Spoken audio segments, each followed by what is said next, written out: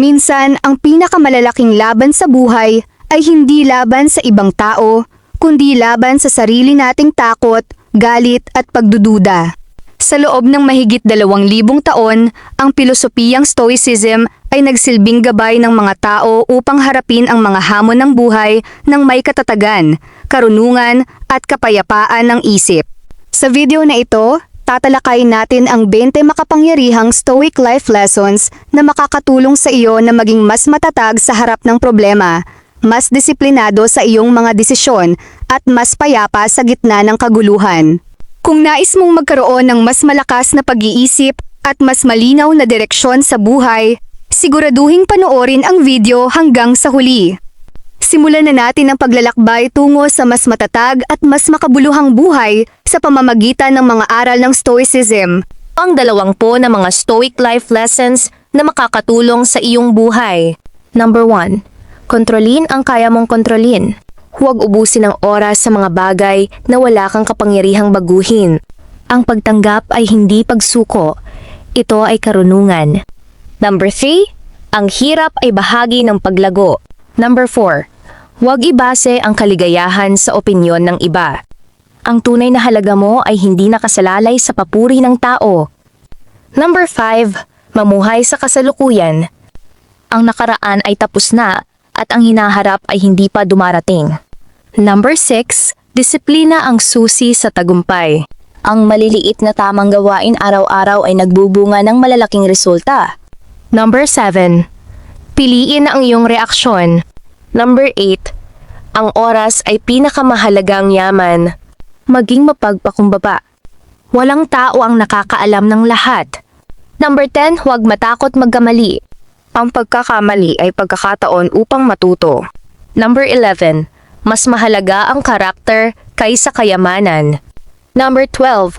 Magsanay ng pasensya. Number 13. Iwasan ang walang kabuluhang alitan. Hindi lahat ng laban ay dapat salihan. Ang pasasalamat ay nagdudulot ng kapayapaan ng isip. Number 15. Panatilihing simple ang buhay. Ang kasimplihan ay nagbibigay ng kalinawan at kalayaan. Number 16. Paghandaan ang mga hamon. Ang paghahada ay nagpapababa ng takot at pag-aalala. Number 17.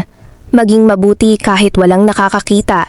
Ang tunay na integridad ay ginagawa ang tama kahit walang nakakamasid. Ang kalidad ng iyong buhay ay nakasalalay sa kalidad ng iyong mga iniisip. Number 19. Matutong bitawan ang hindi mahalaga.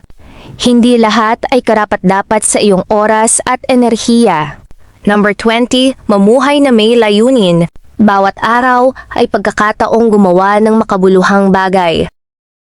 Tandaan, ang Stoicism ay hindi tungkol sa pag-iwas sa emosyon, kundi sa paglinang ng karunungan, disiplina at katatagan upang harapin ang buhay ng may kapanatagan at lakas ng loob.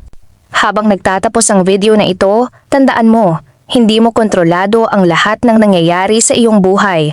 Hindi mo kontrolado ang opinyon ng ibang tao, ang mga pagsubok na darating o ang mga pagkakataong mawawala.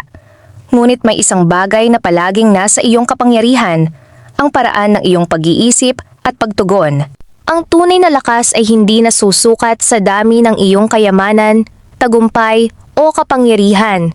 Nasusukat ito sa iyong kakayahang manatiling matatag kapag ang mundo ay tila laban sa iyo.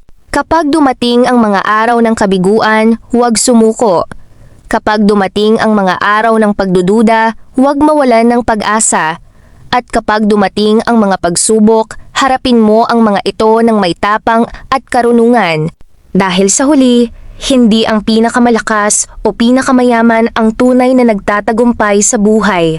Ang nagtatagumpay ay ang taong kayang kontrolin ang sarili niyang isip.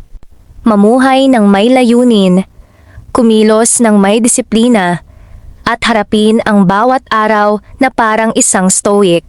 Hanggang sa susunod na video, patuloy mong palakasin ang iyong isip, hubugin ang iyong karakter, at maging pinakamahusay na bersyon ng iyong sarili.